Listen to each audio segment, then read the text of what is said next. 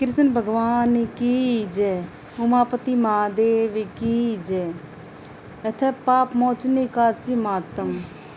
धर्मराज युधिष्ठिर बोले, हे भगवान, मैंने फाल्गुन माह की शुक्ल पक्ष एकादशी का मातम सुना। अब आप चैत्र माह के कृष्ण पक्ष एकादशी के बारे में बतलाइए। इस एकादशी का नाम, इसमें कौन से देवता की पूजा की जाती है तथा विधि क्या है, सो सब विस्तार पूर्वक कहिए। श्री कृष्ण भगवान बोले, हे राजन, एक समय मानधाता ने लोमस ऋषि से ऐसे ही प्रश्न पूछा था। तब लोमस ऋषि ने उत्तर दिया था, हे राजन, चैत्र माह के कृष्ण पक्ष एकादशी का नाम पाप मोचनी है। इसके व्रत के प्रभाव से मनुष्य के अनेक पाप नष्ट हो जाते हैं। इसकी कथा इस प्रकार है। प्राचीन समय में एक चैत्रत वन में अप्सराएं वास करती थी। वहाँ हर समय वसंत रहता था। उस वन में एक मेधावी नामक मुनि तपस्या करते थे। वे शिव भक्त थे। एक दिन मंजू घोषा नामक एक अप्सरा उनको मोहित करने के लिए सितार बजाकर मधुर मधुर गाना गाने लगी।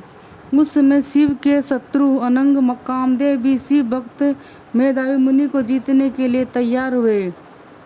कामदेव ने उस सुंदर अप्सरा के भ्रू को धनुष बनाया, कटाक्ष को उसकी प्रत्यंचा डोरी बनाई, उसके नेत्रों को उसने साकेत बनाया और कुचों को कुरी बनाया। उस मंजू घोषा अप्सरा को सेनापति बनाया। इस तरह कामदेव अपने शत्रु भक्त को जीतने को तैयार हुआ। इस समय मेधावी मुनि भी युवा तथा हष्ट-पुष्ट थे। उन्होंने यज्ञ तथा दंड धारण कर रखा था। उस मुनि को देखकर मंजू घोषा ने धीरे धीरे मधुरवाणी में वीणा बजाना शुरू किया और गाना भी शुरू किया। मेधावी मुनि भी मंजू घोषा के मधुर गान पर तथा उसके सौंदर्य पर मोहित हो गए। वह अप्सरा उस मुनि को कामदेव से पीड़ित जानकर आलिंगन करने लगी। वह मुनि उसके सौंदर्य पर मोहित होकर शिव रहस्य को भूल गए और काम के वशीभूत होने के कारण उन्हें दिन रात्रि का कुछ भी ध्यान न रहा। एक दिन मंजू घोषा उस मुनि से बोली, हे मुनि, अब मुझे बहुत समय हो गया, मैं स्वर्ग जाने की आज्ञा दीजिए। उस अप्सरा के ऐसे वचनों को सुनकर मुनि बोले, सुंदरी, तू तो आज ही संध्या को आई है, अभी प्रातःकाल तक ठहरो। मुनि के वचनों को सुनकर वह उसके साथ रमण करने लगी और बहुत समय बिता दिया। फिर उसने मुनि से कहा, मुनिदेव, अब आप मुझे स्वर्ग को जाने की आज्ञा दीजिए। मुनि बोले, अरे अभी तो तू कुछ समय भी नहीं हुआ है, अभी कुछ देर और ठहर। इस पर वह अप्सरा बोली, हे मुनि, आपकी रात्रि तो बहुत लंबी है, अब आप सोचिए कि मुझे आपके पास आए हुए कितना समय हो गया है। उस अप्सरा के वचनों को सुनकर मुनि को ज्ञान प्राप्त हो गया और समय का विचार करने लगे। जब रमण करने का समय का प्रमाण 57 साल 7 माह और 3 दिन ज्ञात हुआ तो उस अप्सरा को काल का रूप समझने लगे। वह मान क्रोधित हुए और तप नाश करने वाली अप्सरा की तरफ देखने लगे। उनके उदर कांपने लगे और इंद्रियां व्याकुल होने लगी। वह मुनि उस अप्सरा से बोले, हे दुष्ट, मेरे तप को नष्ट करने वाली, अब तू मेरे श्राप से पिशाचनी हो जा। तू मान पापनी और दुराचारणी है, तुझे धिक्कार है। उस मुनि के श्राप से वह पिशाचनी हो गई।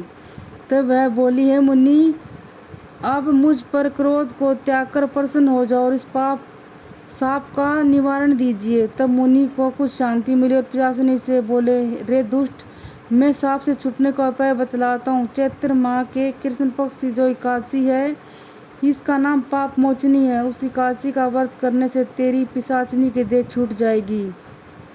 इस प्रकार मुनि ने उसको समस्त विधि आदि बतला दी और अपने पिता च्यवन ऋषि के पास गए। च्यवन ऋषि अपने पुत्र को देखकर बोले, रे पुत्र, तूने यह क्या किया? तेरे समस्त पाप नष्ट हो गए हैं। मेधावी बोले, पिताजी, मैंने बहुत बड़ा पाप किया है, आप उसके छूटने का कोई उपाय बतलाइए। च्यवन ऋषि बोले, हे ता, तुम चैत्र माह के कृष्ण पक्ष को पाप मोचनी नाम की एकादशी का विधि तथा भक्ति पूर्वक व्रत करो। वचनों को सुनकर मेधावी ऋषि ने पाप मोचनी एकादशी का विधि पूर्वक उपवास किया। उसके प्रभाव से इनके समस्त पाप नष्ट हो गए। मंजू घोषा अप्सरा भी पिशाचनी पाप मोचनी एकादशी का व्रत करने से पिशाचनी की देह से छूट गई और सुंदर रूप धारण करके स्वर्गलोक पर चली गई। लोमस ऋषि बोले, हे राजन, इस पाप मोचन एकादशी के व्रत से सब पाप नष्ट हो जाते हैं। इस एकादशी कथा के सुनने व पढ़ने से 1000 गोदान करने का फल मिलता है।